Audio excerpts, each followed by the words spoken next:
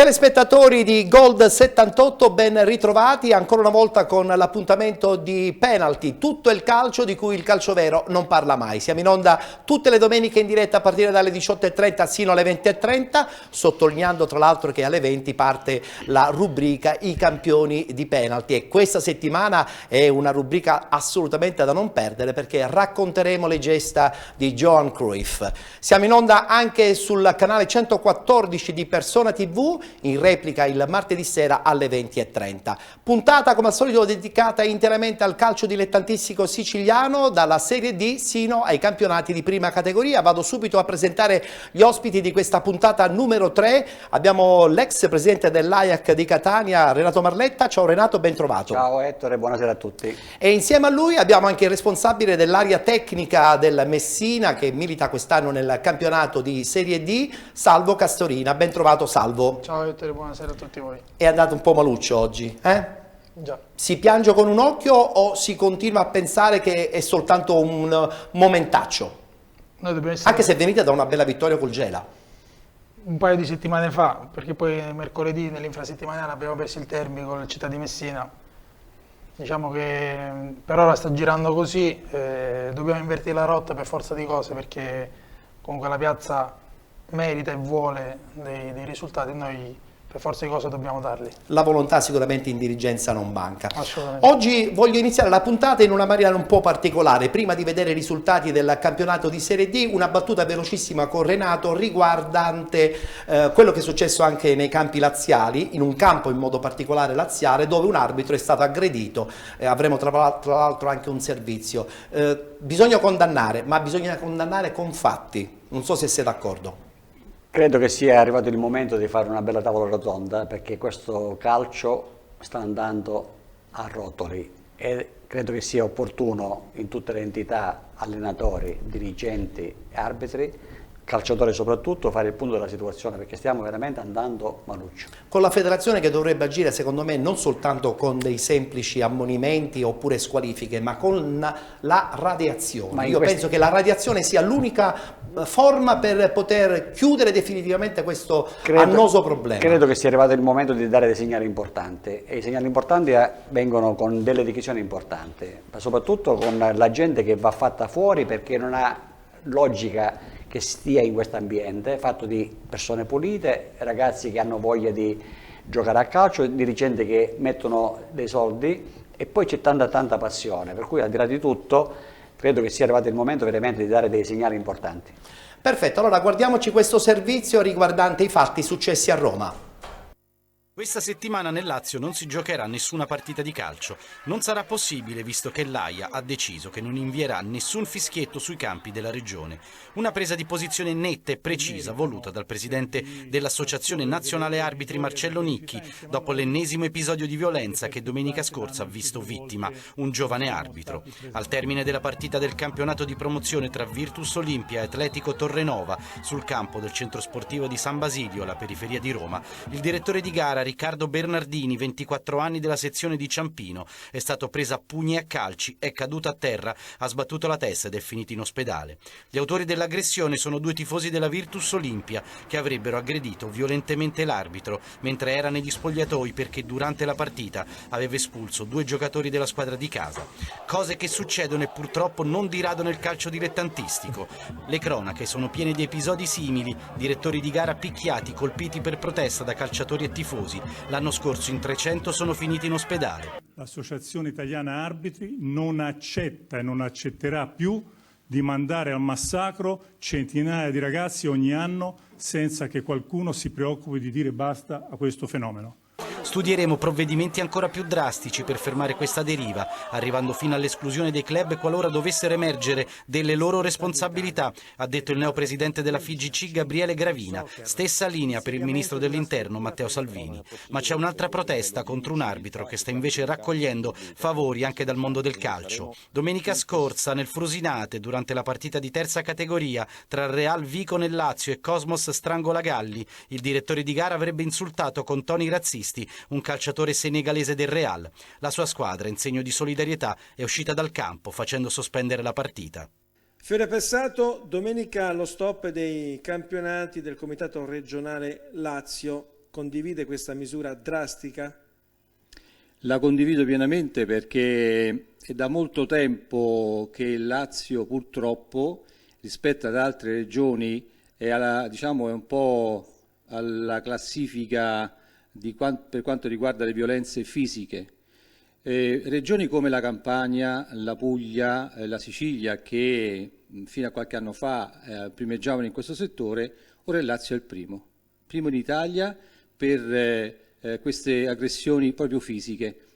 E d'altronde, voglio dire, era necessario che l'AIA, che ci rappresenta il nostro Presidente Nicchi, dovevano prendere una decisione drastica, dura, per far capire a questo mondo calcistico che non si poteva andare avanti in questo modo.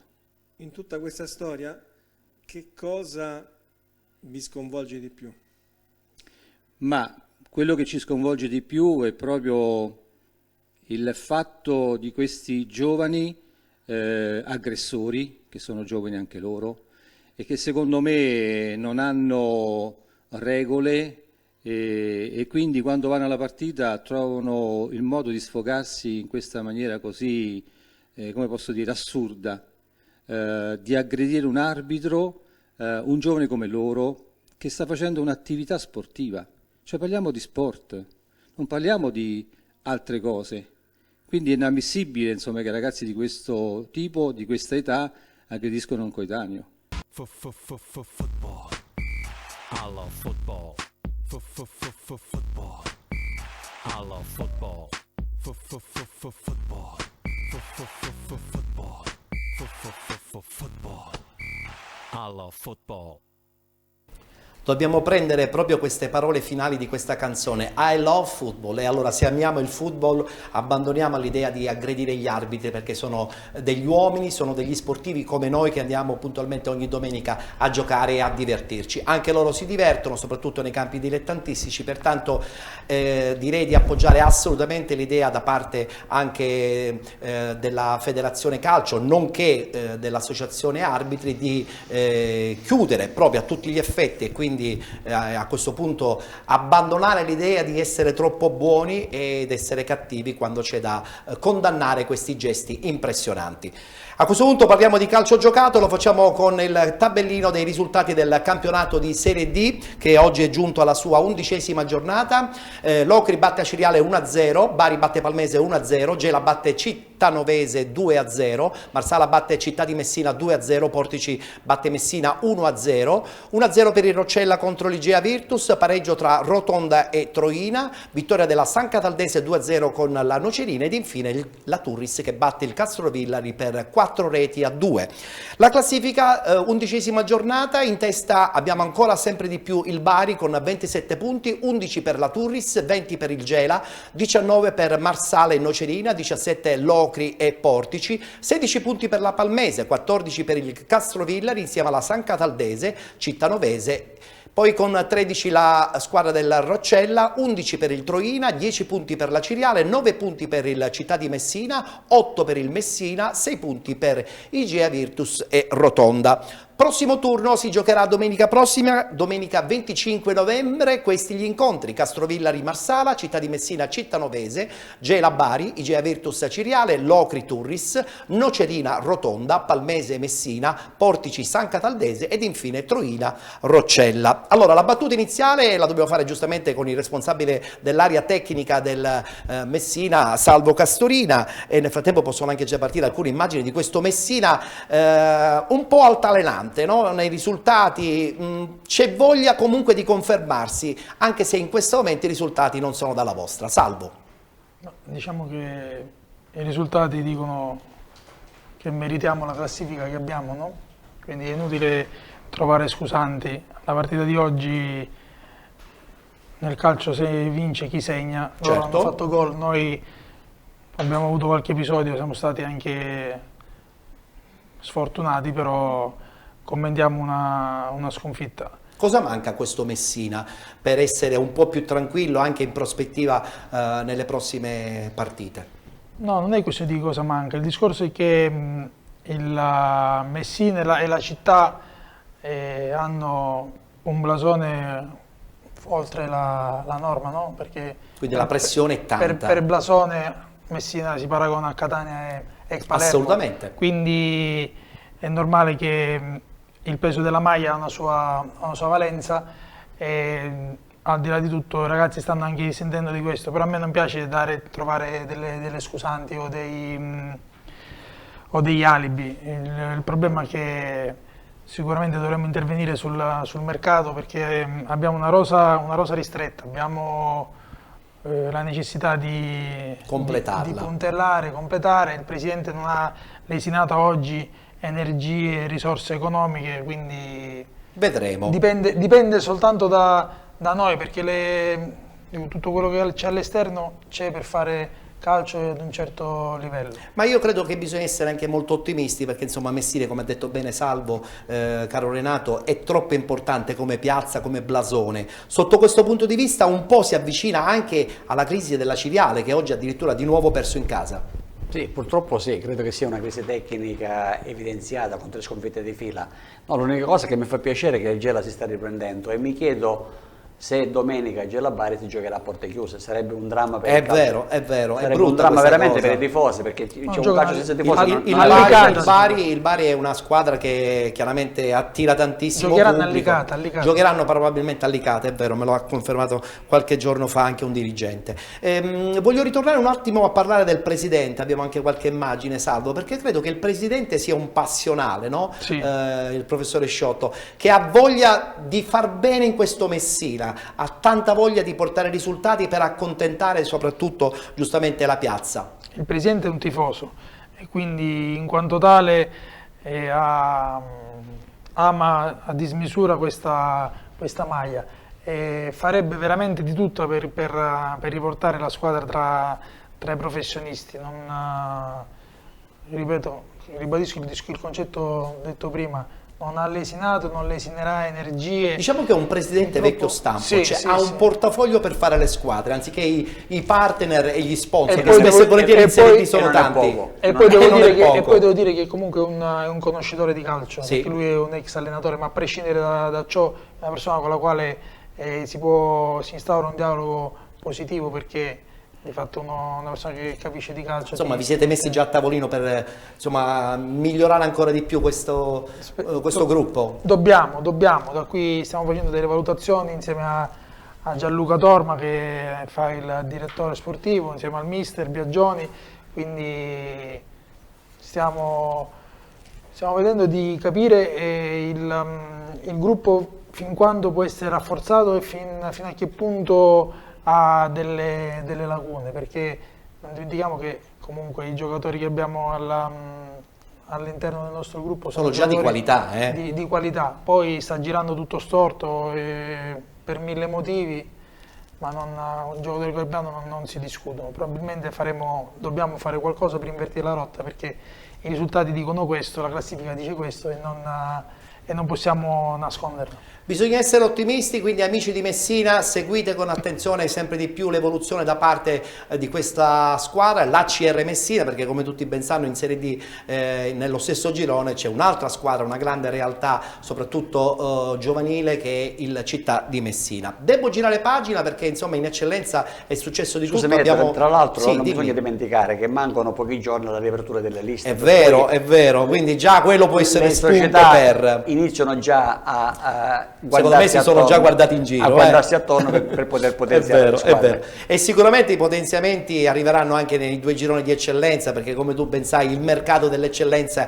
è un mercato sempre in continua evoluzione. Allora, risultati del girone A del campionato di eccellenza, 10ª giornata, Alba Alcamo Geraci 0-0, Cus Palermo Pro Favara 0-0, Canicattì batte Nuova Caccamo 6-0, Città di Sant'Agata 0-0 con la Parmonval, 3-0 del Licata nei confronti del Mussomeli, vince a Mazzara il Dattilo Noir per 3-2, Partinico perde in casa con lo Sport Club Marsala per 1-0, mentre invece la partita Castelbuono a Castellammare non si è disputata ed è stata rinviata.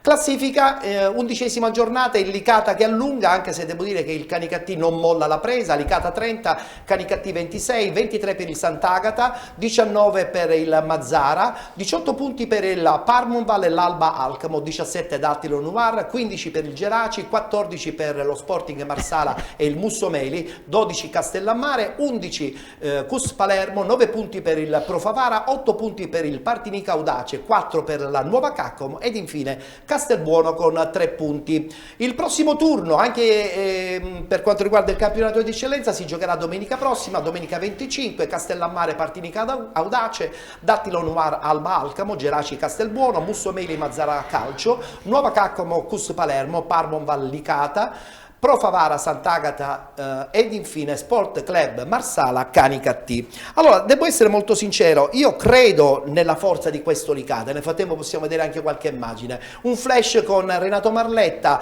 Campanella sta raccogliendo i frutti già dalla scorsa stagione. E questa volta mi sa che l'anno buono, o sbaglio? Allora, io credo che alla base c'è una società solida. E questa già è una cosa importantissima. Dal punto di vista economica, certo. Ben gestita da Claudio Cammarata. Sì, che salutiamo e che avremo ospite la settimana prossima. Ben guidata dal tecnico che non si scopre adesso. Assolutamente. Per cui, insomma, non me ne vogliono le altre squadre, ma credo che il Licata abbia qualcosina in più rispetto al Canicattì e qualche altra squadra. Sì, è vero. Salvo, battuta anche nei confronti di un Canicattì che con Terranova quest'anno mi sembra più arcigno, però in questo momento è molto attardato in classifica nei confronti di questo Licata. Che ne pensi? Ha un'ottima squadra, un bravo allenatore. Sono solo 4 punti di distacco. Infatti, un bravo allenatore e io credo che comunque i giochi non siano chiusi, perché appunto i 4 punti di distacco impongono che col mercato di dicembre si rafforzeranno per cercare di avvicinarsi, fermo restando che comunque il Licata a oggi sta meritando la classifica che ha dei giocatori importanti, un tecnico altrettanto importante. È un pubblico importante. È una piazza che merita altri palcoscenici. È vero, è vero. Adesso ci guardiamo il servizio di Alessandro Castellese riguardante l'incontro finito in parità tra Cus Palermo e Pro Favara.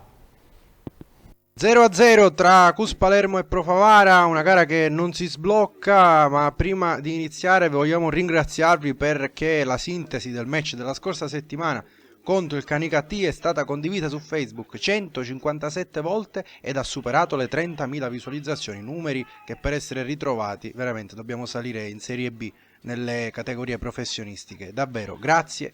Moro al secondo minuto, anche oggi molto attivo, palla alta, ma il Pro Favara ad avere le occasioni più clamorose qui con Contino non riesce. Purtroppo però il Cus in questo momento viene un po' penalizzato dalla classe arbitrale, non capiamo il perché. Questo rigore diciamo abbastanza netto, guardate l'arbitro, braccio larghissimo, vedete, il direttore di gara non può non vedere questo calcio di rigore e invece decreta il calcio d'angolo. King, traversa pazzesca, troneggia a centrocampo e lo fa anche in questa occasione. Secondo tempo Di Marco dalla distanza, quindi un Pro Favara che dal punto di vista delle occasioni anche qui con Sané sicuramente ha fatto di più. Al 26esimo c'è veramente un batti e ribatti, la palla si impenna, poi Riccobono potrebbe girarla, però il pallone va alto e quindi la partita finisce qui. Cus Palermo sale a quota 11, al momento non riesce ancora a ricucire il distacco dal gruppetto composto da Mussomeli, Marsala Dattilo e Geraci, tutte a 14, adesso sfida contro il Caccamo.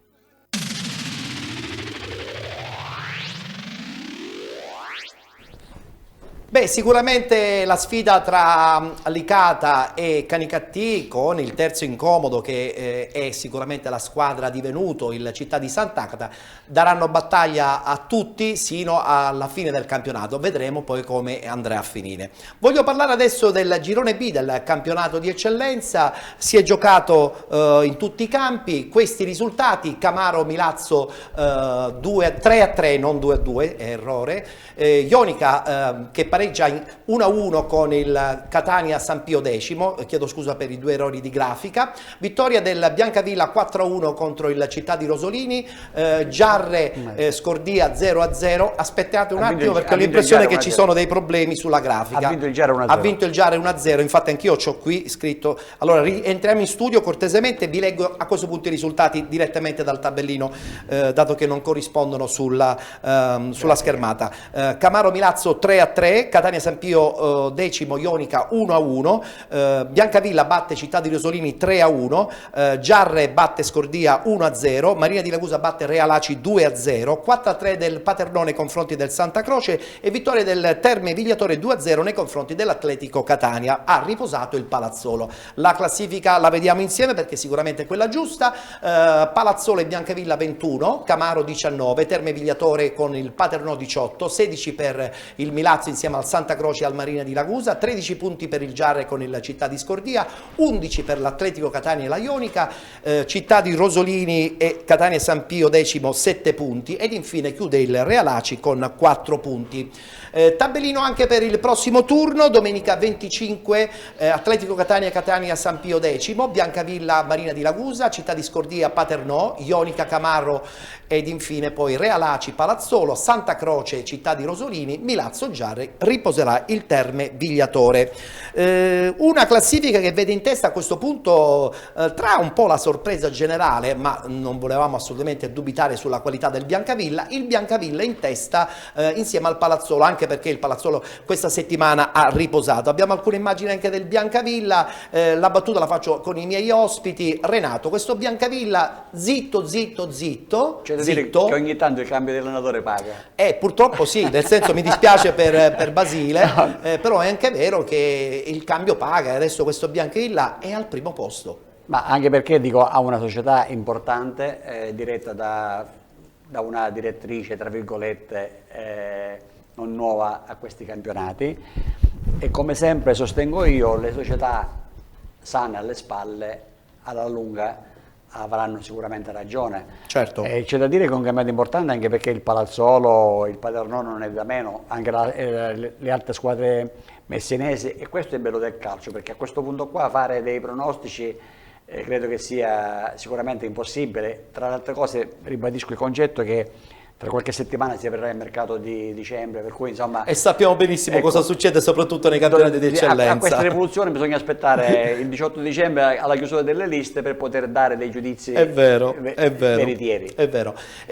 Possiamo lasciare le immagini di Città di Rosolini Atletico Catania perché adesso vi facciamo vedere alcune immagini dello scontro tra Camaro e Milazzo, un derby tutto messinese, è finito 3-3, abbiamo alcune immagini anche e soprattutto dei gol e la battuta la faccio con Salvo Castorina perché voglio dire Messina comunque conferma che il calcio è diventato portante quasi nell'economia perché sono molte le società che investono, molte società credono giustamente di investire bene, alcune magari zoppicano, però è anche vero che c'è un seguito da 2 o 3 anni a questa parte nel messinese che è impressionante. Messina ha il maggior numero di società dall'eccellenza alla seconda categoria rispetto a tutte quelle siciliane come provincia.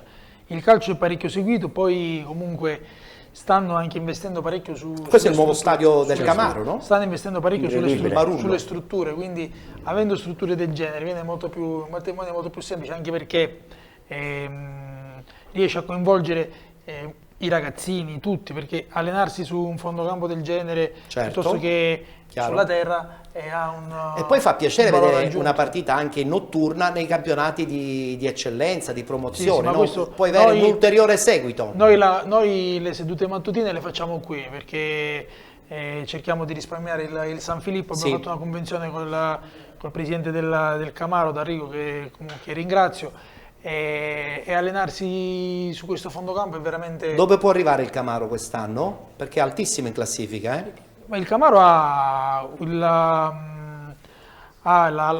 molti giocatori sono quelli dell'anno scorso, quindi ha una rosa consolidata, ha una proprietà che ha risorse, quindi non fa mancare nulla ai ragazzi. L'allenatore era stato allenatore loro un paio di anni fa, quindi secondo me nei playoff ci può stare tutto. Ma comunque secondo me le squadre che faranno meglio nel mercato di dicembre sono quelle che non stravolgeranno e faranno pochissimi acquisti, perché non sempre il mercato di dicembre porta delle... Il tassello può essere del singolo giocatore, perché magari in rosa hai qualcuno più infortunato dell'altro. Perché sostanzialmente tu non fai altro che inserire nuovi giocatori, però poi devi integrarli anche nel gruppo. Esatto, sono tante piccole cose, perché il calcio comunque è quasi una scienza esatta. Assolutamente. Tra l'altro volevi dire qualcosa? Il Camaro tra tutte le società della Sicilia primeggia nei settori giovanili. Lo sappiamo. E questo è un dato fondamentale, perché può attingere direttamente alle proprie spalle, che sono quelli che sono infatti le è importante il Camaro anche ed in è questo. importante non andare a pescare in giro ragazzi che non si conoscono. È finita in parità la partita tra Catania San Pio X e Ionica, una parità che accontenta entrambe le squadre. Certamente il percorso della Catania San Pio, da quando è entrato in gioco anche il nuovo mister Anastasi, è sicuramente un po' in salita, ma c'è ottimismo in società. Guardiamo il servizio. 11ª giornata del campionato di eccellenza, ben ritrovati amici della Wisport. Antonio Caruè, lieto di raccontarvi la sfida andata in scena al Bonaiuto Somma di Mascalucia tra Catania San Pio e Ionica. Scambio di saluti a centrocampo tra le due squadre, tutto pronto per iniziare. Maglia bianca e pantaloncini neri per quanto riguarda la Ionica, dall'altra parte in maglia gialla e pantaloncini blu invece si schiera il Catania San Pio. Si può partire grazie alle immagini a cura di Francesco Monabito con il film del primo tempo. Subito un'offensiva da parte del Catania San Pio che sfonda qui sull'out di destra, pallone che entra in area di rigore, forse un tocco di Rasimenko sul giocatore lanciato a rete. Dall'altra parte però si scatena Savoca che semina il panico sulla destra, mette il pallone verso la porta. Bella l'uscita da parte di Gaetano Romano che evita il gol dell'1-0 alla Ionica. Qui ci riprovano ancora una volta i Santa Teresini, parata alla Spider-Man qui di Gaetano Romano che mantiene il risultato sullo 0-0. È impazzito qui Savoca e viene fermato così da un difensore. Forse esagera nella caduta il giocatore della Ionica, ma per il direttore di gara ci sono gli estremi per portare dal dischetto Monaco che affronterà Romano. Parte il numero 11 di Mister Moschella che si fa ipnotizzare dall'estremo difensore della Catania San Pio. Si resta sullo 0-0. Che occasione sciupata da Francesco Monaco al 22esimo, il rigore che poteva valere il gol del vantaggio della Ionica, che continua a spingere qui con Arrigò che difende bene il pallone, scarica lì dietro per Monaco. Ancora una volta sembra insuperabile quest'oggi Gaetano Romano e ancora la Ionica a provarci qui il calcio d'angolo. Rasimenko mette il pallone all'indietro, conclusione potente, pallone che dà soltanto l'illusione di essere entrati in rete. Meriterebbe però il vantaggio la Ionica che qui ci riprova, il pallone che viene scaricato all'indietro per Cardia che trova Monaco tra le linee. Ancora Francesco Monaco che fa 0-1. La Ionica è in vantaggio al Bonaiuto Somma di Mascalucia. Ha segnato Monaco che reagisce all'errore dal dischetto del primo tempo. Esplode la gioia dei Santa Teresini.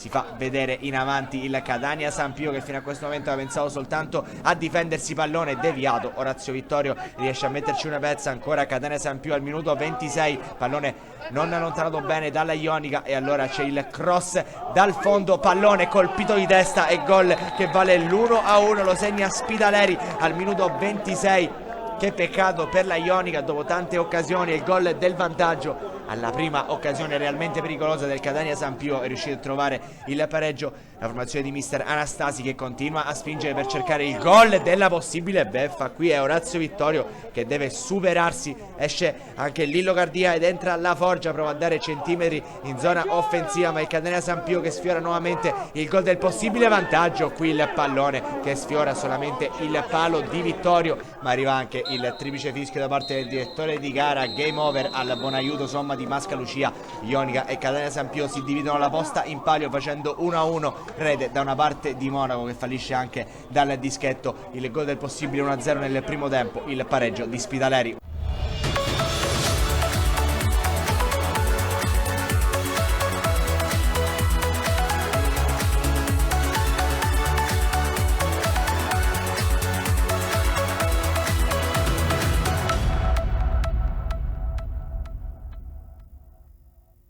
Gruppo storico per quanto riguarda la Ionica, pareggio fuori casa sempre ottimo per far anche classifica. Un po' in salita a questo punto anche il cammino della squadra di Anastasi, il Catania San Pio X. Vedremo cosa succederà nelle prossime settimane, possibilmente anche con qualche piccolo aggiustamento con il mercato.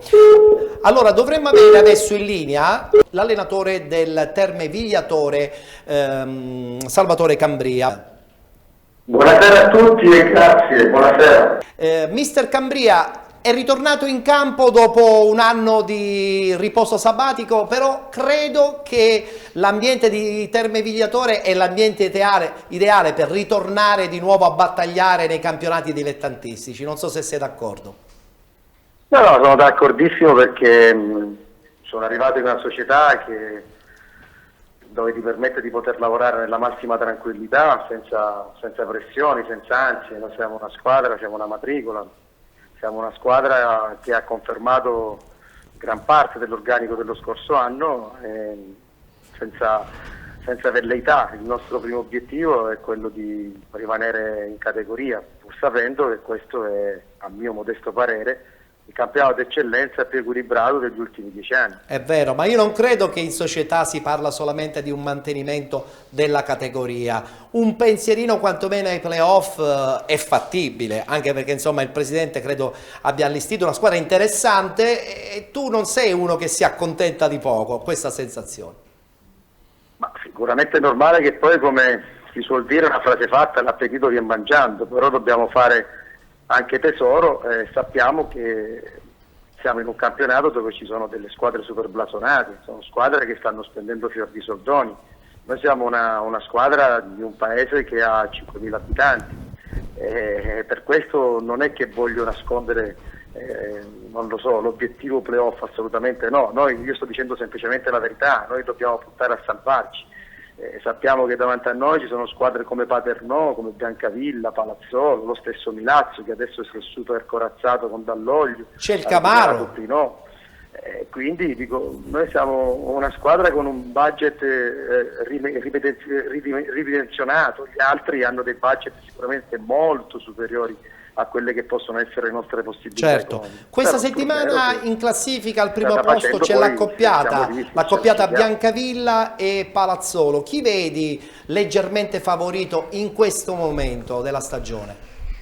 Ma guardi, io tra le big, mettiamo così, non ho incontrato ancora solo il Biancavilla, ho incontrato tutto, ho incontrato il Paternò, anche lo stesso Giare, che è in fase di partenza, anche se adesso si trova in una posizione non brillante per quello che erano i programmi iniziali, è anche una buonissima squadra.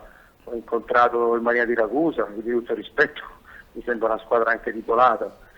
Che devo dire? Credo che il Palazzolo abbia qualcosa in più come organico, dove in squadra ci sono calciatori che hanno militato in Lega Pro, come Spinelli, Giordano. Certo. Diciamo pure anche che è un po' prematuro pensare di dare una classifica sin da adesso, perché adesso c'è il mercato di riparazione e poi vedremo cosa succederà a partire da gennaio. Battuta finale, settimana prossima vi riposate, sarete pronti per le nuove battaglie, perché il Terme Vigliatore in casa è un fortino, fuori casa magari qualche punto in meno, però è anche vero che è una squadra da prendere sempre con le pinze, o sbaglio?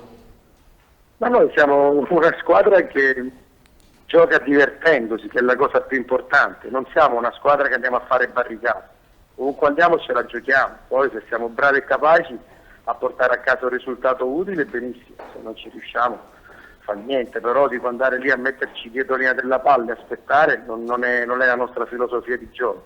Siamo una squadra che cerca di sfruttare appieno quelle che sono le caratteristiche dei propri giocatori. E quindi, però, tornando a quello che stavamo dicendo prima, sul fatto che ancora oggi non si può stabilire una classifica, proprio che quello che dicevo, questo è un campionato molto molto equilibrato. Il fatto stesso che ancora oggi non ci siano dei tronconi in classifica dimostra che in un pugno di punti ci sono tantissime squadre, quindi qua vinci 2 gare, te ne vai nell'altra classifica, le perdi, ti ritrovi nei bassi fondi. Certo. Bene mister, allora un in bocca al lupo per il proseguo di campionato, speriamo di rivederci e sentirci presto, sempre qui a Penalty. Grazie ancora.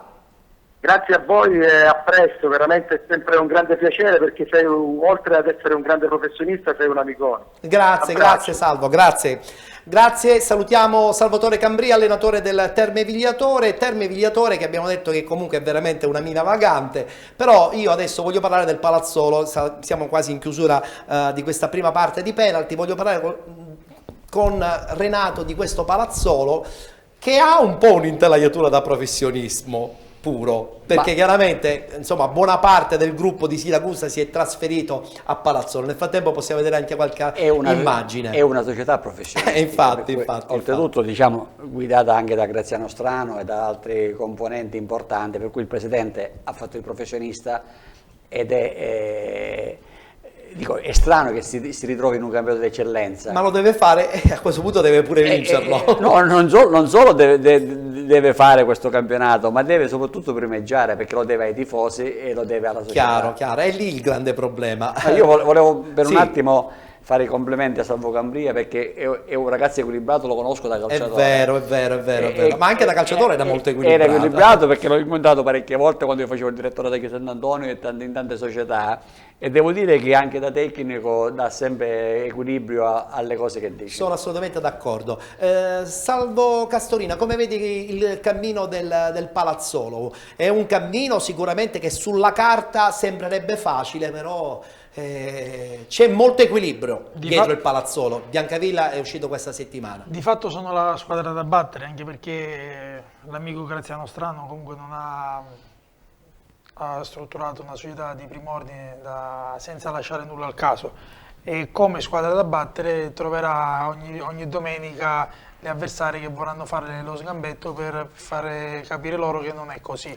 Quindi, a prescindere da tutti questi discorsi, il valore della rosa non si discute, però chi gioca contro la squadra favorita mette sempre quel pizzico di energia in più, e quindi se loro non sono concentrati sul pezzo sempre e comunque troveranno difficoltà, fermo restando che comunque per i valori che ci sono sarebbe un peccato se non vincessero, però siccome il calcio riserva qualche volta qualche sorpresa, io lo spero, perché Graziano è un amico, perché la proprietà sono persone per bene, persone che fanno calcio perché vogliono primeggiare, quindi spero che loro riescano a fare. Chiaramente con questo non vogliamo tifare Palazzolo, no, stiamo raccontando comunque un percorso che in questo momento è sicuramente molto positivo. Io analizzo i fatti, perché anche il Paternò di Vittorio Stranese ha un'ottima rosa, il Biancavilla che ha cambiato in corsa l'allenatore, lo stesso Terme anche, no? Il Giarre, il Camaro, il Milazzo che ora ha preso Maurizio Dall'Oglio, quindi vuol dire che credono anche loro nella possibilità della vittoria, e come ha detto l'allenatore del Temme Rivigliatore, l'eccellenza più equilibrata degli ultimi 10 anni. Sono assolutamente d'accordo. Allora siamo in chiusura, passiamo ai saluti. Renato, grande intenditore di calcio, nome conosciuto nell'ambito del calcio dilettantistico e non solo, ex presidente dell'Ajax. Secondo me un po' il campo però ti manca, io la dico questa cosa, non la dovrei dire, ma io la confermo, un po' il campo manca. Allora, sicuramente il campo manca, anche se io negli ultimi anni della mia attività stavo dietro la scrivania, perché ho fatto il direttore. Sì. Allenare, tra altre cose, dico, ho avuto qualche problema fisico che mi sono messo alle spalle. Un ruolo dirigenziale, insomma. Sì, mi potrebbe appartenere, tra altre cose, dico, seguo il Catania perché sono un tifoso del Catania da sempre. Se mi dovesse capitare qualche opportunità, non la trascuri. Non la trascuro sicuramente. Benissimo. Però naturalmente con persone serie e con società serie. Col famoso progetto. No, non parliamo di progetto, per carità. La parola progetto è esagerata. Andiamo ad obiettivi. Bravo, cioè, se ci sono obiettivi seri mi posso coinvolgere. Se no, altrimenti Altrimenti resto a casa e mi guardo il calcio dilettantistico di penalty. Di Salvo, invece per te gli obiettivi, sicuramente la stagione a Messina è importante, è una parte importante anche di crescita della tua carriera, è una parte anche che può anche in un certo senso fare da spartiacque, no? Cioè da un campionato dell'eccellenza al campionato di Serie D, che è sicuramente di grande qualità, e se fatto bene, insomma, le strade si aprono, Salvo.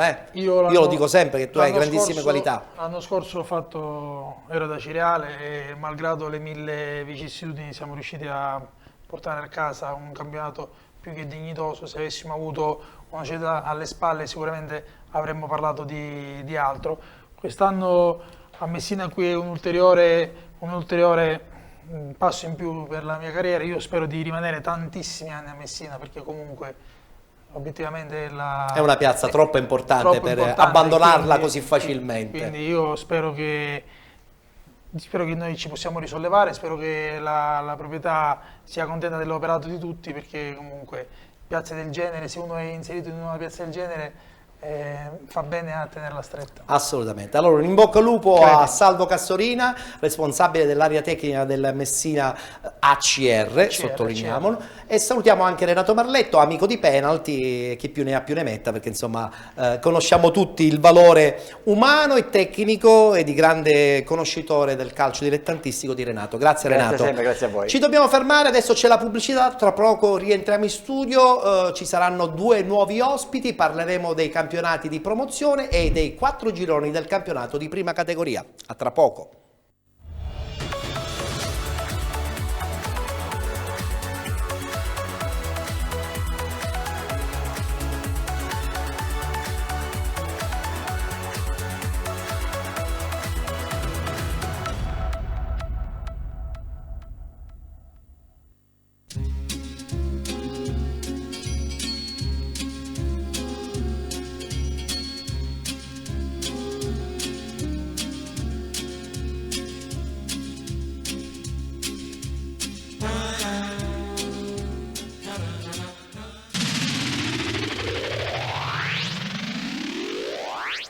Tutte le domeniche in diretta sul canale 78 di Gold 78 tra le 18:30 e le 20:30, in replica poi il lunedì sera a partire dalle 23:30. Un saluto anche per gli amici della Costa Ionica che ripetono anche il nostro programma il martedì sera a partire dalle 20:30, canale 114. Vado subito a salutare gli ospiti di questa seconda parte, parliamo del campionato di promozione e dei gironi anche di prima categoria. Saluto Ciccio Mignego, allenatore di un Carlentini sorpresa. Ciao Ettore, buonasera a tutti. Sì, Carlentini sorpresa, lo possiamo gridare ad alta voce? Sì, oggi sì. Non sarà molto contento però l'altro ospite, ovvero il nostro Angelo Costa, direttore sportivo del Città di Mascalucia, che proprio col Carlentini la settimana scorsa ci ha pure perso. Buonasera a tutti. Sì, purtroppo ciao Angelo. Sì. Infatti l'incontro di questa sera, siamo molto amici. Sì, quindi... è stato pilotato dal Tortorici, perché so che insomma c'è grande qualità umana da entrambi i lati,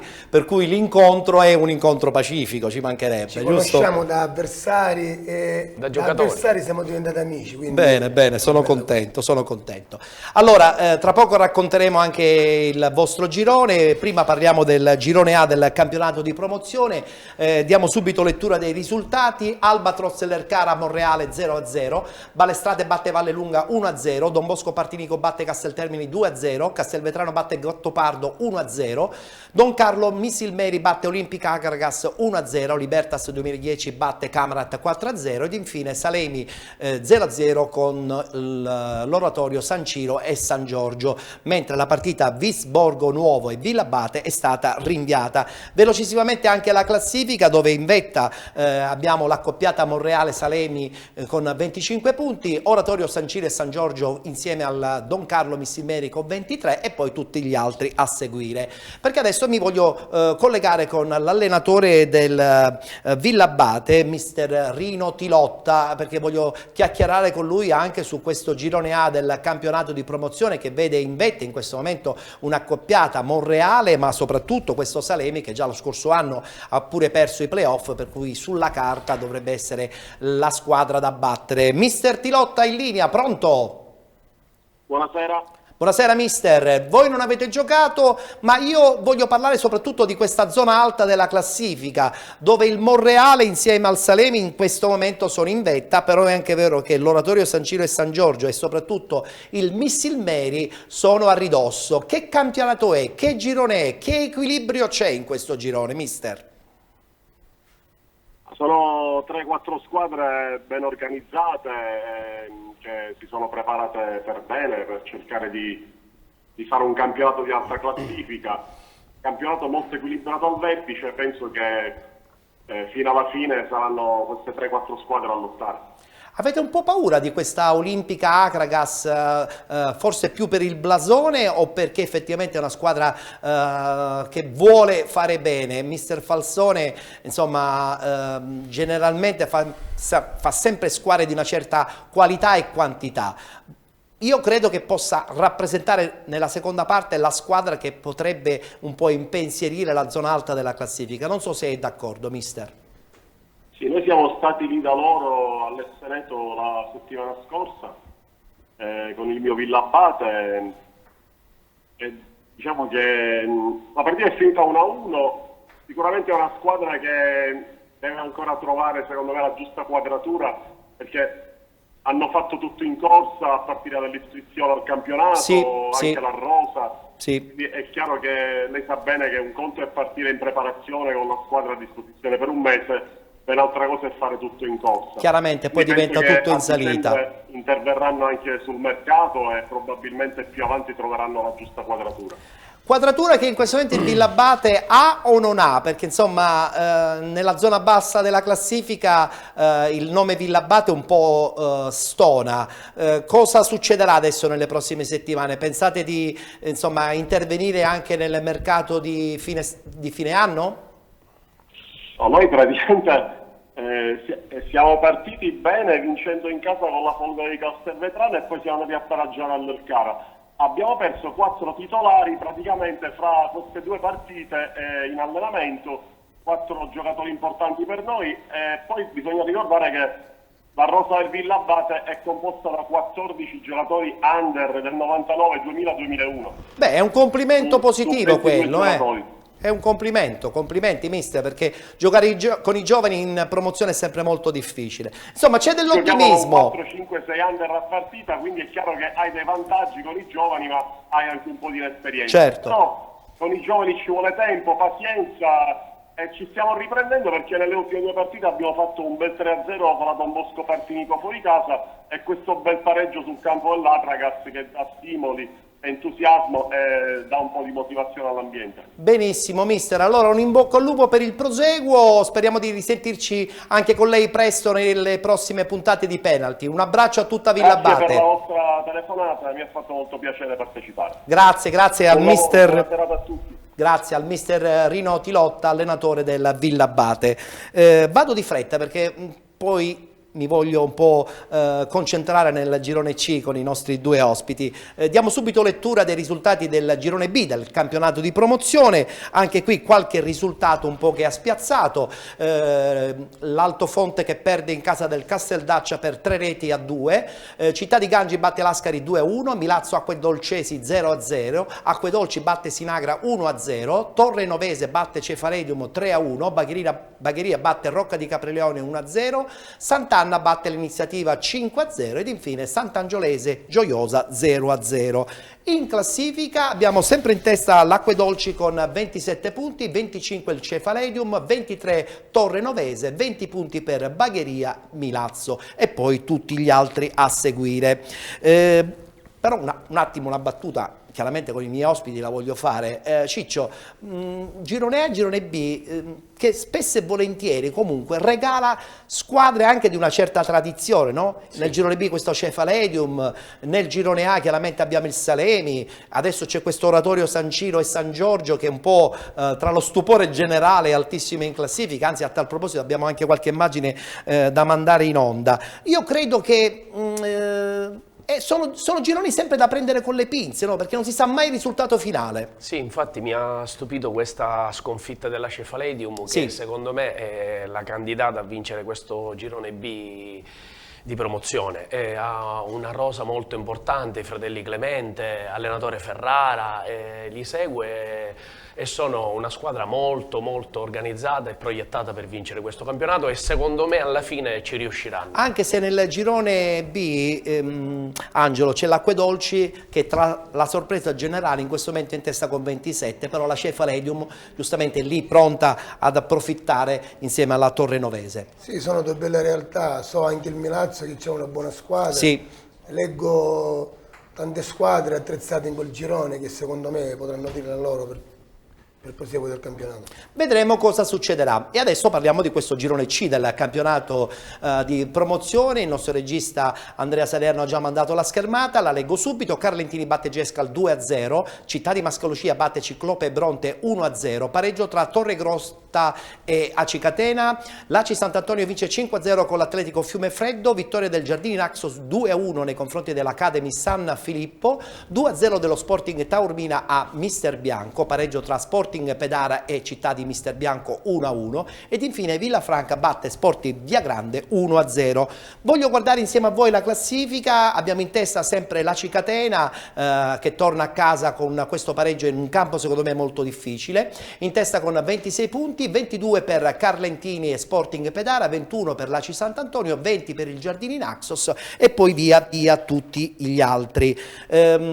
Battuta perché poi vi voglio fare vedere il servizio tra Sporting Pedara e Città di Mister Bianco, che credo sono due squadre di una certa caratura. Me lo confermi, Ciccio? Sì, secondo me forse a livello globale il Pedara ha qualche giocatore in addirittura più. Sì, è leggermente più attrezzato per vincere, per giocarsela fino all'ultimo. Mentre invece Angelo, cosa ne pensi di questo Città di Mister Bianco che sta accumulando tanti pareggi? È anche vero che non vince ma non perde. No, Città di Mister Bianco è una squadra attrezzata per ambire a vincere il campionato. Questa settimana hanno avuto qualche problema per delle vicissitudini extracalcistiche, spero che li possano risolvere nel migliore dei modi possibili, ma sarà secondo me una squadra che lotterà fino alla fine. Benissimo, tra poco parleremo del Carlentini e del Città di Mascalucia, perché prima ci guardiamo il servizio di Giuseppe Signorino del pareggio tra Sporting Pedara e Città di Mister Bianco.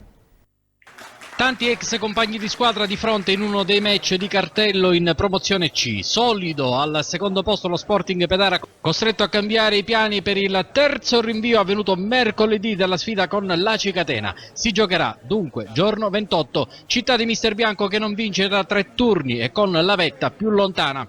240 secondi all'avvia, Musumeci controlla male e ci crede Bonaccorsi, inarrestabile falcata ed eleganza nel pallonetto morbido che sblocca la contesa. Zannini, lungo, torre di Finocchiaro, innescato De Carlo, Mister Bianco in tilt, De Carlo destro, Scalia si salva. Giacone tarda a liberarsi della sfera, in agguato c'è Federico Luca, costretto a rammaricarsi non poco per questa opportunità che sfuma. Giacone si prende la rivincita. Il pallone viaggia pericolosamente sulla tre quarti, iniziativa ospite in maglia gialla, Borzì, Capilli, pregevole apertura per Garrasi che trova il varco Zannini, ottimo intervento a chiudere lo specchio. Corner di Luca sul fronte opposto, sbuca in serra, brividi. Luca, respinta corta, altro tentativo di traversone che stavolta trova prontissimo Marco in serra al minuto 37.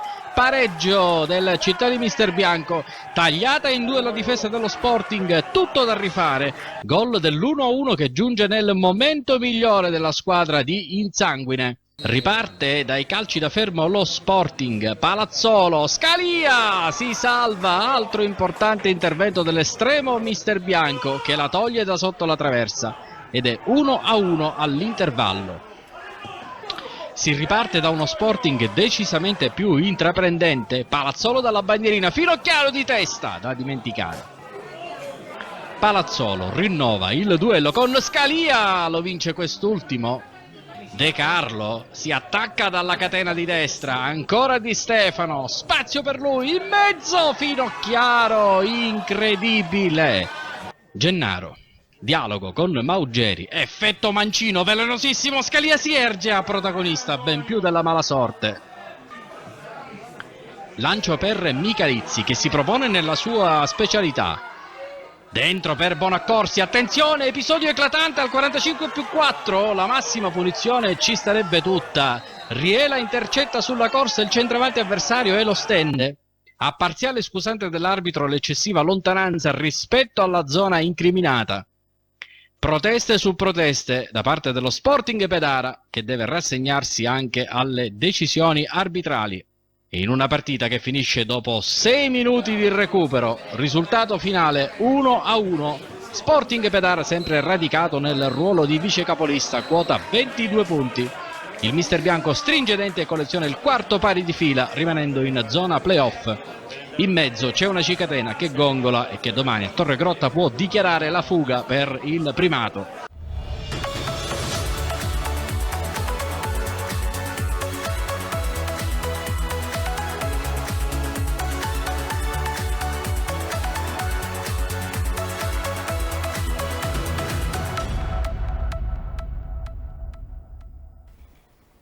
che bella partita tra Sporting Pedara e Città di Mister Bianco. Vedremo che cosa succederà anche nei confronti della società. Nelle prossime settimane ci dovrebbero essere anche degli sviluppi. Le voci sono tante, però noi ci limitiamo soltanto a raccontare la cronaca sportiva. Invece adesso voglio sentire le parole del presidente dello Sporting Pedara, quelle di Aldo Tringali.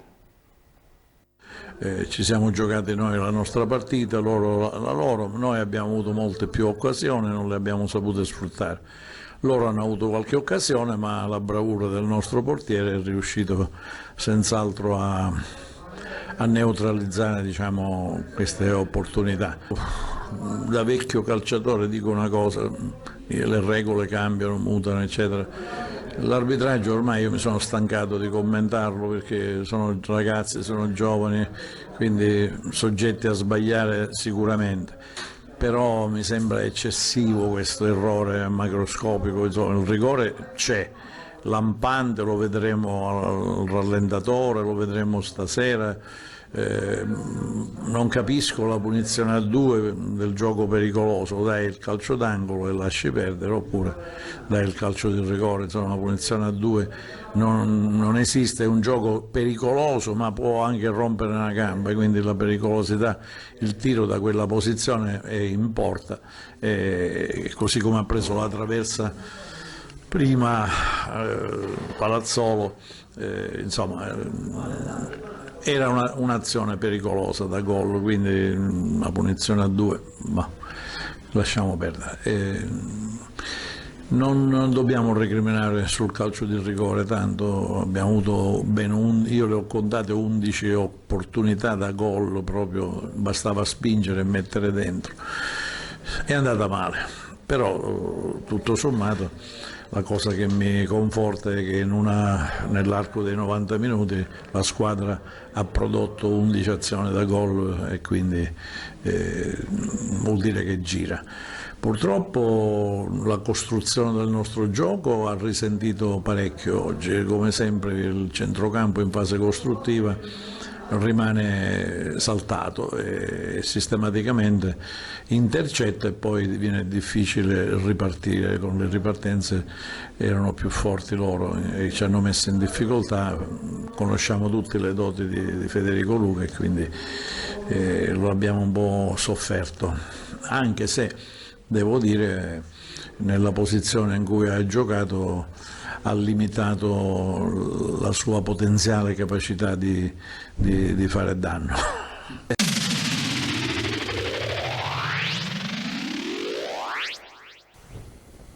Io credo che sarà un lunghissimo testa a testa tra Carlentini, Città di Mister Bianco, Sporting Pedara, Aci Catena, Aci Sant'Antonio, un po' dentro anche il Giardini Naxos. Parliamo del Carlentini che secondo me, guardando la padroni di classifica, casa puniti, un po' non se l'aspettava nessuno quest'anno. Ho questa sensazione, sì, Ciccio. Non siamo partiti con questo adesso siete lì. Adesso siete lì. Adesso siamo lì. Ringrazio il Presidente che ci ha costruito questa squadra insieme al direttore sportivo molto giovane, ci ha messo molta freschezza in campo e nelle scelte. Guardando le immagini penso giustamente ad Angelo in questa sconfitta in casa proprio con voi, dove siete stati cinici al punto giusto, portando via 3 punti pesantissimi, perché il campo di Mascalocia, lo sappiamo tutti, è un campo difficilissimo. Ma a questo punto cosa vuole fare il Carlentini? Entrerà nel mercato? Continuerà con questo gruppo? Che obiettivi c'ha? Di sicuro non molleremo. Oramai siamo là sopra e vogliamo continuare a sognare, vivremo domenica dopo domenica. Lì il Città di Mascalocia ha fatto una gran bella partita, ma come dici tu siamo stati molto cinici e lo siamo stati anche oggi, perché il Gescal è stata una squadra tosta da affrontare, sì. E infatti l'abbiamo chiusa solo al 90°.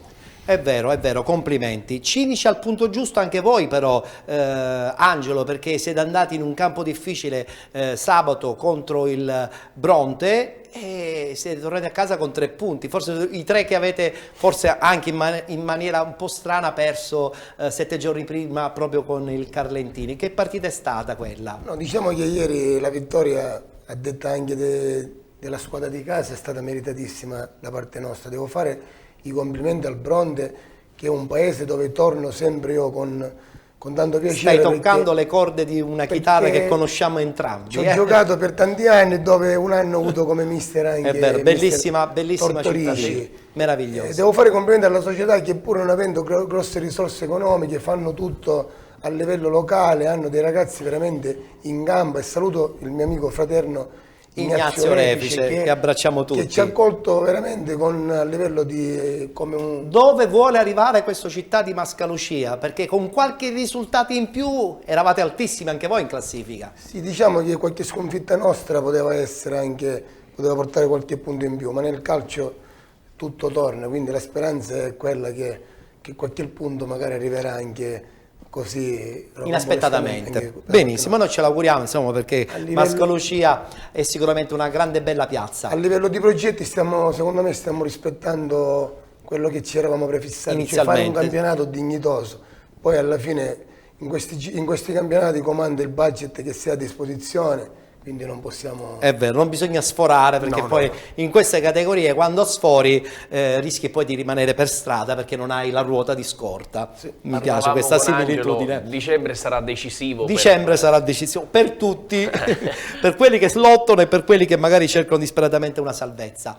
Voglio parlare adesso del girone D del campionato di eccellenza. Abbiamo i risultati in un certo senso abbastanza scontati, con il Ragusa che vince in un campo difficile come quello di Caltagirone, ma soprattutto l'Enna che si conferma con un netto 2-0 contro lo Sporting Priolo. Guardiamo la classifica, appunto in testa abbiamo il Ragusa Calcio con l'Enna Calcio con 28 punti e poi gli altri a seguire: Real Siracusa Belvedere con 23, Caltagirone con 22, Megara con 20. Ho qualche immagine dell'Enna, perché una battuta la voglio fare anche con i miei ospiti in maniera molto veloce. Enna è una piazza, secondo me, che merita il campionato di eccellenza, però nel suo girone c'ha questo Ragusa che dovrebbe essere un ammazzagrandi. Che ne pensi, Ciccio? Sì, sarà una lotta a tre, Ettore, perché il Real Siracusa è anche una... Non molla? Non mollerà, sono pienamente convinto. L'amico mio Danilo Gallo è uno tosto. L'Enna ci ho giocato una stagione ed è veramente... Ha fame di calcio? Sì, tantissimo. Ha fame di calcio. Credo che oggi sicuramente erano sui 1000 spettatori, senza ombra di dubbio. Mi ricordo... tradizioni importanti. Il Ragusa oramai lo sappiamo tutti, ho saputo di queste dimissioni. Dimissioni di Santo Palma, direttore generale del Ragusa. Tu che ne pensi, Angelo? Questo terremoto con una squadra prima in classifica ha lasciato spiazzati un po' tutti. Non ho avuto modo di sentire il direttore, però effettivamente con una squadra prima in classifica... Io ho saputo, oltre alle dimissioni di Santo Palma, c'è anche un problema a livello economico. Il presidente D'Amico so che ha chiesto delle garanzie e quindi il problema è quello. Il Ragusa per me è la squadra più attrezzata per vincere il campionato. Santo Palma ha fatto un buon lavoro, le cose giuste. È vero. Il problema è che è una piazza importante, se non viene supportato si rischia. Gli ultimi due campionati dimostrano che Ragusa si soffre tantissimo. Cambiamo, parliamo del campionato di prima categoria, il girone A, dove la conferma dell'Unitas Sciacca che ha pareggiato in casa con il Città di San Vito Lo Capo, e soprattutto la vittoria della Colomba Bianca nei confronti di un Città di Carini che, perdendo 4-3, in poche parole non dà un seguito a questa sua ascesa nei confronti di una Sciacca che invece continua a mantenersi in vetta. Infatti, guardando la classifica, notiamo che la squadra trapanese è in testa con 19 punti, 16 per il Città di Carini e poi il Palermo Calcio Popolare con 15 punti. Giro pagina, perché vi voglio parlare subito del girone D, dove abbiamo in testa questo Valdinisi, un'altra ennesima vittoria, 4-2 contro una squadra importante come l'Orsa, e vittoria anche della Città di Calatabbiano per 4-2. Valdinisi che praticamente su 7 giornate le ha vinte tutte e 7, quindi è veramente la squadra da battere.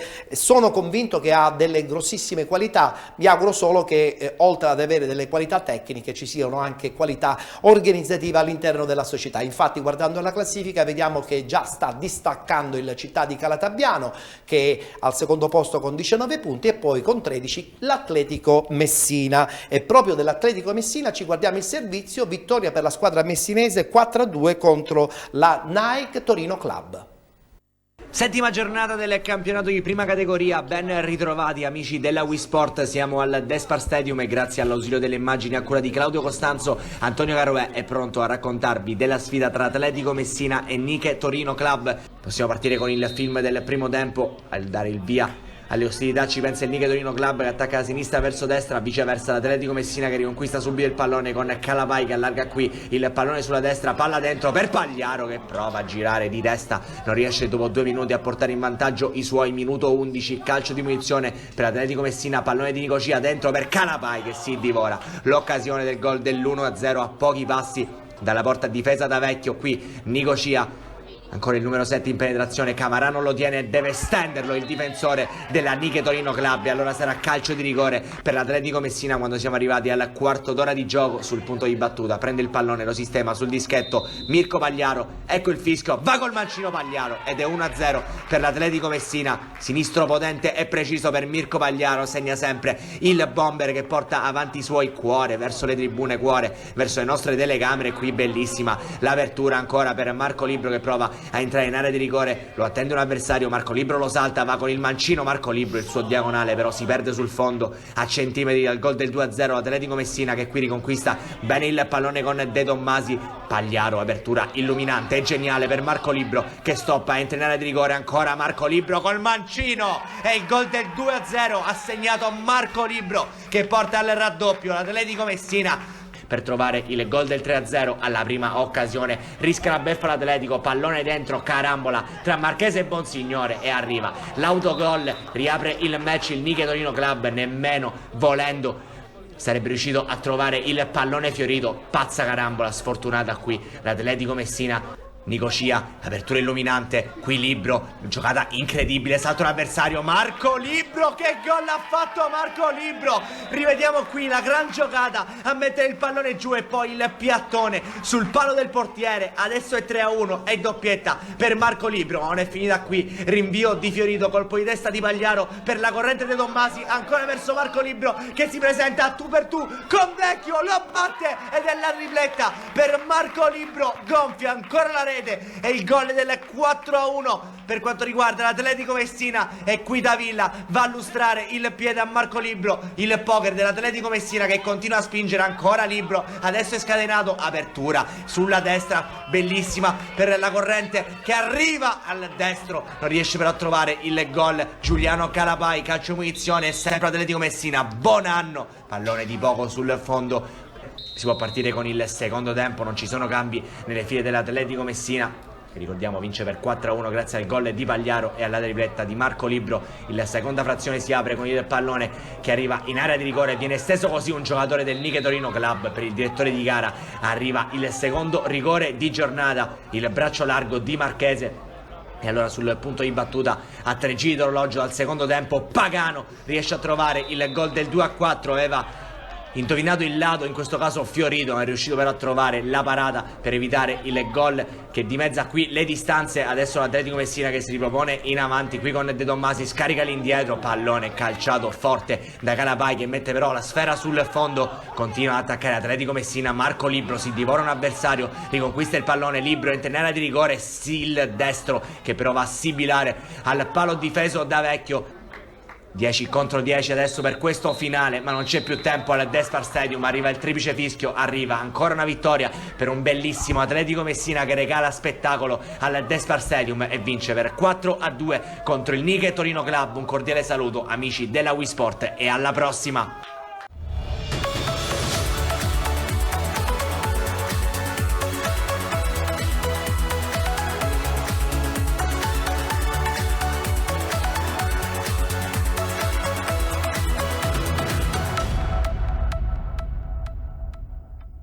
Nel girone E del campionato di prima categoria, guardando i risultati, ci accorgiamo che insomma l'ACI Bonaccorsi continua ancora a vincere 3-2 nei confronti del Calcio Belpasso, vittoria fuori casa del Palagonia per 3-2 a Belpasso ed infine anche vittoria fuori casa, si fa per dire perché si è giocata a Catania, della Nisiana nei confronti della città di Catania. Perché ho detto queste tre squadre? Perché sono proprio queste le tre squadre che sono altissime in classifica, il Palagonia addirittura in testa con 19 punti, 16 punti per l'ACI Bonaccorsi e il Nisiana, poi tutte le altre a cominciare dal Villaggio Sant'Agata e dalla Russo Sebastiano con 15 punti. Voglio parlare dell'ultimo girone che prendiamo in considerazione qui a penalty la domenica, parliamo del girone F dove abbiamo anche avuto modo di sottolineare che sono squadre blasonate con un certo insomma spessore.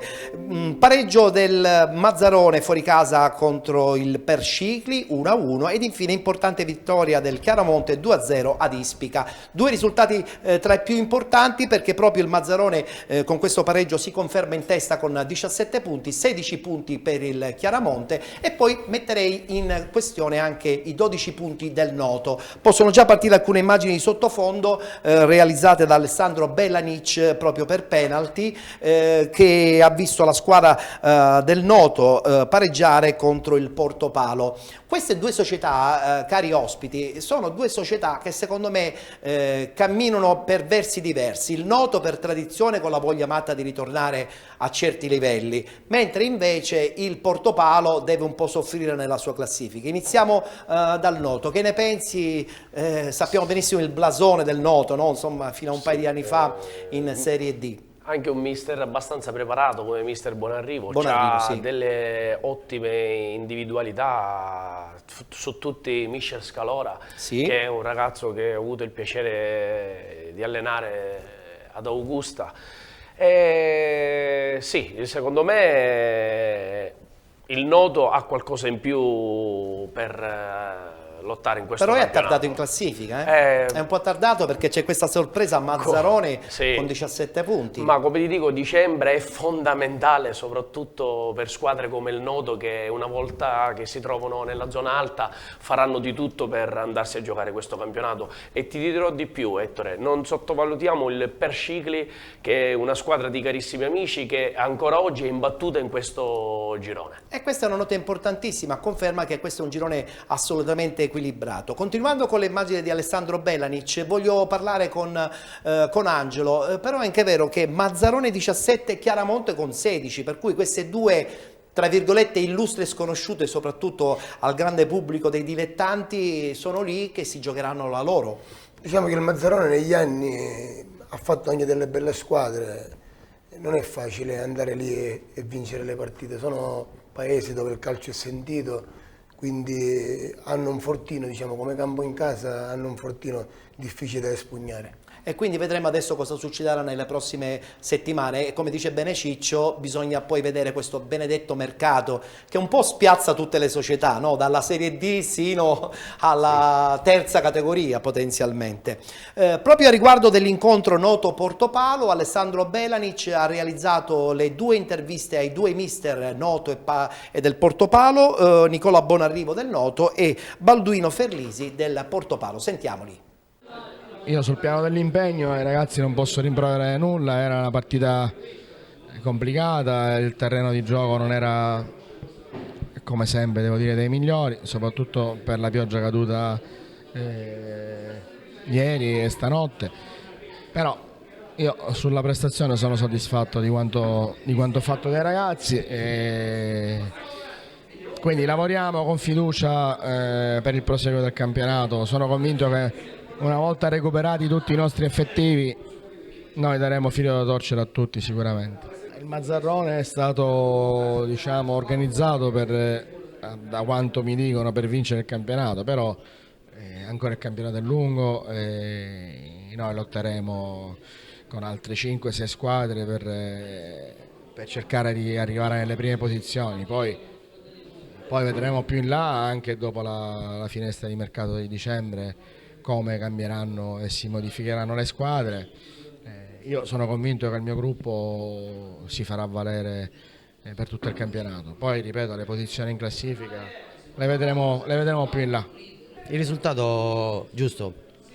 Diciamo che forse era meglio un 2-2 anche per lo spettacolo, perché vedere giocare due squadre così in prima categoria, con l'agonismo giusto, con le giocate giuste, è sempre bello da entrambe le parti. Il risultato è stato questo, lo accettiamo, possiamo essere molto soddisfatti siamo venuti a Noto, abbiamo un po' imposto a tratti anche il nostro gioco, gli avversari sono avversari con tutto rispetto e bella partita. Io sto recuperando pezzo dopo domenica, diciamo che ci sono mancati ben 10 giocatori, ma su questo ho una rosa ampia e competitiva, sono convinto che la classifica per noi è bugiarda. Ottimo lavoro per Alessandro Belanic, ha realizzato immagini e soprattutto queste due interviste ai due mister del Noto e del Portopalo.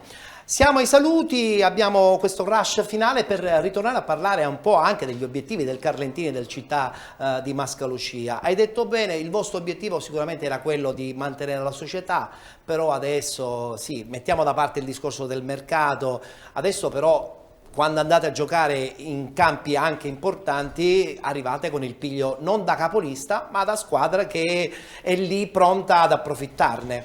Sì Ettore, oramai i ragazzi stanno avendo la consapevolezza di essere una gran bella squadra. Ma tutto questo è supportato dalla società? Sì, abbiamo un grandissimo presidente che è un lusso per noi, ci fa stare bene, non fa mancare niente a nessuno, e ha formato uno staff di tutto rispetto. Hai due collaboratori che io conosco benissimo, Che ci sono che salutiamo. Domenico Rizza, Giuseppe Galofero e Fabio Trovato. Il nostro preparatore Francesco Armata, lui ha completato un team veramente senza far mancare nulla a questa squadra. Ora mi auguro che il nostro direttore sportivo giovanissimo Giliberto, che saluto, ci dia questa ciliegina sulla torta per poter... Ti manca? Un difensore, un centrocampista? No, sai, magari ci saranno degli spostamenti sicuramente. E ci aspettiamo che lui faccia il suo lavoro e lo completi alla grande per affrontare poi il girone di ritorno, che è sempre molto pieno di insidie, no? Perché poi i giochi sono fatti e non si può più tornare indietro. Devi andare a giocare dove ci sono squadre che si devono salvare, lo sai benissimo, hai fatto il mister. Conosci bene ormai l'andazzo. E invece lì a Mascalucia, Angelo, insomma ti guardo e penso... perché insomma hai sempre organizzato squadre ciniche, decise, di gruppo, e questo è ancora l'obiettivo primario, penso, di questa squadra in questa stagione, o sbaglio? Il mio obiettivo è trattenere i miei, perché se io faccio una squadra inizio stagione, il mio obiettivo è portarli fino alla fine. È un problema perché ci sono tante richieste per dei miei giocatori. Certo. Quindi il mio obiettivo è trattenere i miei. Poi se ci sarà da fare qualche piccolo innesto, ti sarai insomma dato da fare, no? Hai visto qualcosa in giro? Devo spendere una parolina per due ragazzini, noi giochiamo con 2001. Bene, complimenti, dovete continuare così. Dove dovrebbero giocare un 99 e 2000. Voi giocate con il 2001. Complimenti. Tutte e due richiestissimi. Bravi. Spero di poterli trattenere fino a fine stagione, lì poi li lasceremo assolutamente verso il loro percorso è naturale. Bene ragazzi, io vi auguro un buon proseguo di stagione piena di soddisfazioni, di successo, e sono sicuro insomma che dato che voi lavorate con un'intensità e con una professionalità che non si vede sempre nei campionati dilettantistici, probabilmente il vostro percorso è quello giusto, quindi in bocca al lupo. Siamo due squadre che lavoriamo con i giovani. Allora, la nostra trasmissione, come tutti ben sanno, si chiude sempre alle 20 e adesso tra poco ci sarà l'appuntamento con la rubrica settimanale dedicata ai grandi del calcio mondiale, soprattutto quelli che con le proprie gesta hanno regalato emozioni a tutto il mondo. In questa puntata racconteremo la storia di quello che io considero uno dei più grandi di tutti i tempi, se non terzo almeno al secondo posto, Johan Cruyff. 10 secondi anche per Ciccio, che ne pensi di Johan Cruyff? Magari non l'ho visto giocare io sì. Dal vivo e magari sicuramente è un top. È un top. È un top. Angelo, che ne pensi? Oggi la gente fa dei paragoni secondo me assurdi. i giocatori per poterli giudicare si devono conoscere. Bravo. Magari qualcuno non... Chi ha vissuto quell'epoca, e io l'ho vissuta di Johan Cruyff, vi dico solo che era veramente spaziale, per questo io straordinario, non l'ho conosciuto, straordinario. Beh, allora una buona occasione per guardarti la rubrica e vedere le gesta appunto di Johan Cruyff. Chiudiamo qui l'appuntamento di penalty, ritorneremo naturalmente domenica prossima a partire dalle 18:30 sino alle 20, quando poi dopo ci sarà una nuova puntata dedicata ai campioni di penalty. Vi ricordiamo che andiamo in onda su Gold 78 la domenica dalle 18:30 alle 20:30, la replica poi il lunedì alle 23:30, replica anche il martedì sera alle 20:30 per gli amici di Persona TV, canale 114 del digitale terrestre. Che dire, come al solito ringrazio in regia Andrea Salerno, la collaborazione tecnica anche di Roberto Di Marco, vi auguro il buon proseguo e buon divertimento con i campioni di penalty.